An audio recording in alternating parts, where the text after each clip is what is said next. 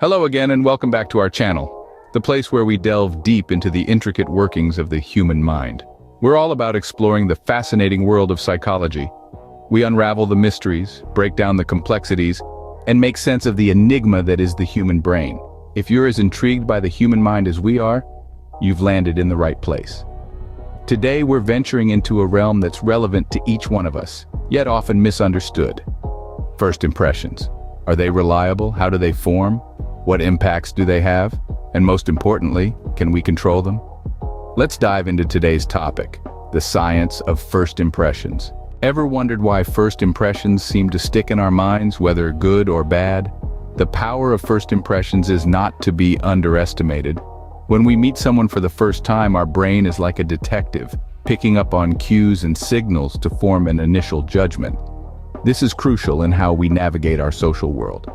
In the realm of psychology, there's a phenomenon called the primacy effect, which explains our tendency to remember the first piece of information we receive about a person or situation.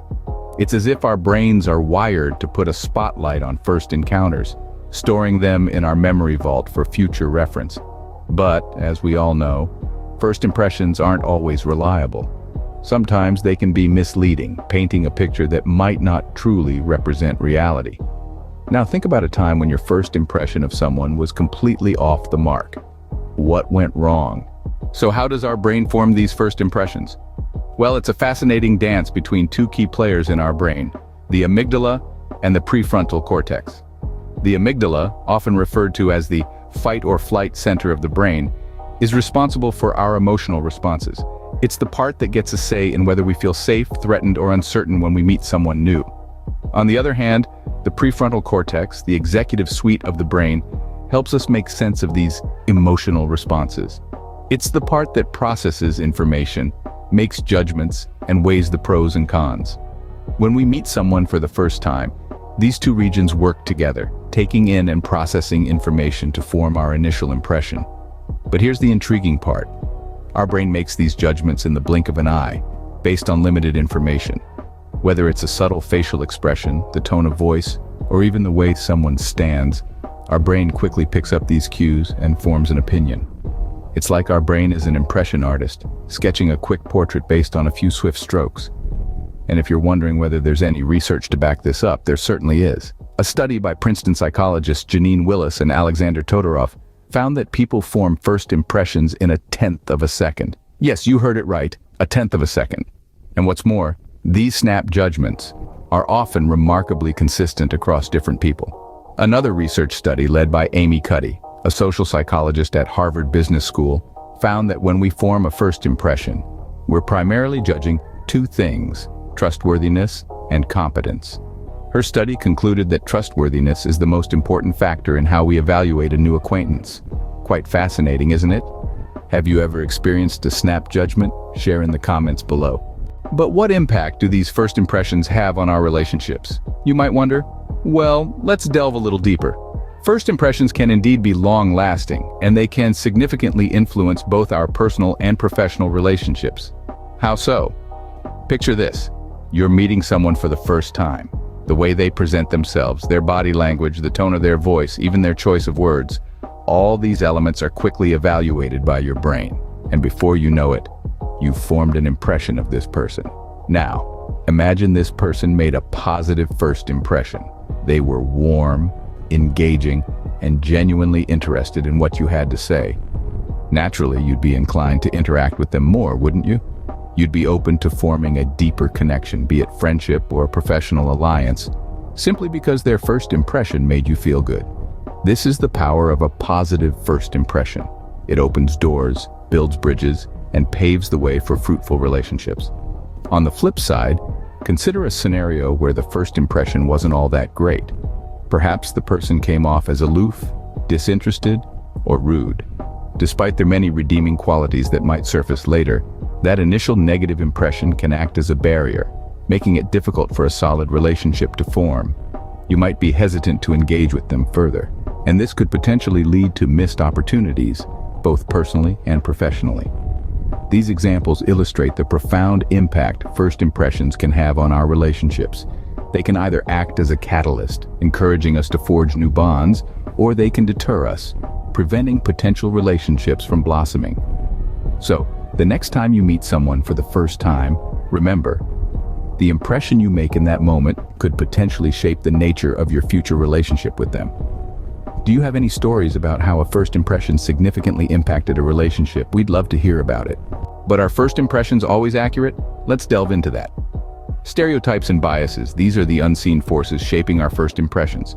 They are the mental shortcuts that our brain uses to make rapid judgments about people and situations.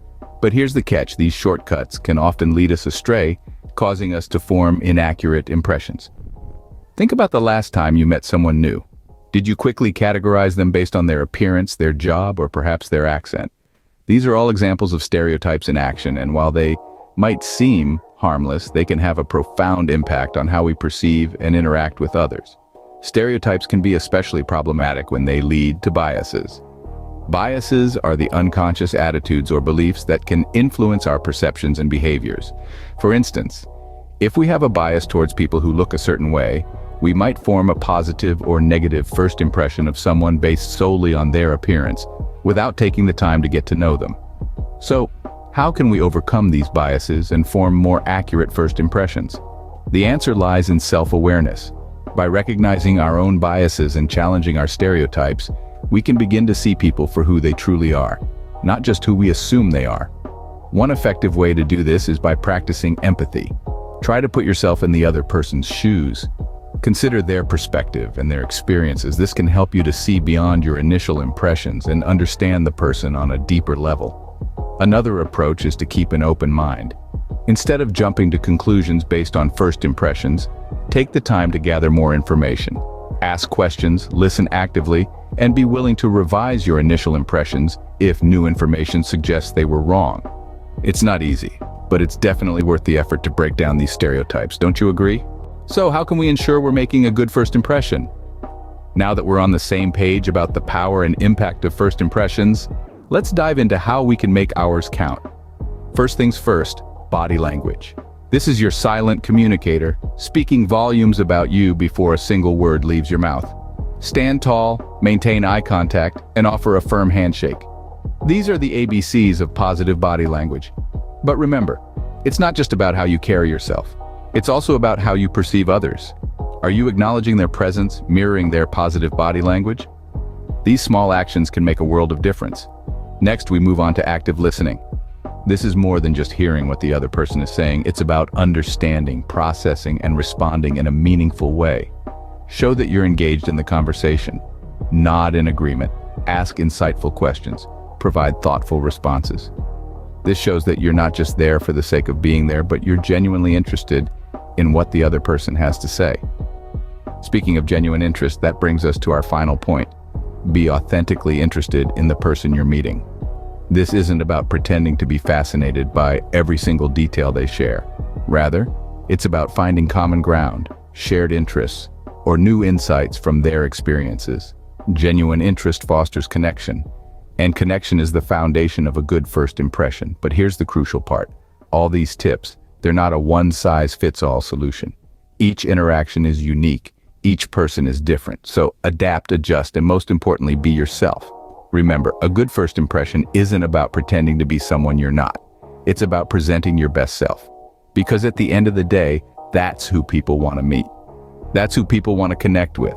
So go out there and let your best self shine through. First impressions, as we've seen, have a powerful impact, but they're not the be-all and end-all. We've delved into the fascinating science behind how our brains form these initial judgments and how they can color our perceptions in significant ways. We've explored the profound influence of first impressions on our relationships and interactions, and the importance of breaking down stereotypes to see beyond the surface. But it's crucial to remember that these initial judgments, while influential, are not definitive. People are complex, dynamic, and ever-changing. Our first impressions can be reshaped and refined as we get to know someone better, as we experience their depth, their growth, and their humanity.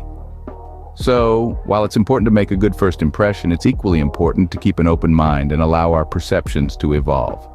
So next time you meet someone new, take a moment to reflect on your first impression. And remember, even if you're meeting a bear for the first time, it doesn't mean they're always grizzly. Thanks for watching, and if you enjoyed the content, don't forget to like, share, and subscribe for more. Remember to tell us about your first impressions in the comments, and also remember to make your first impression count.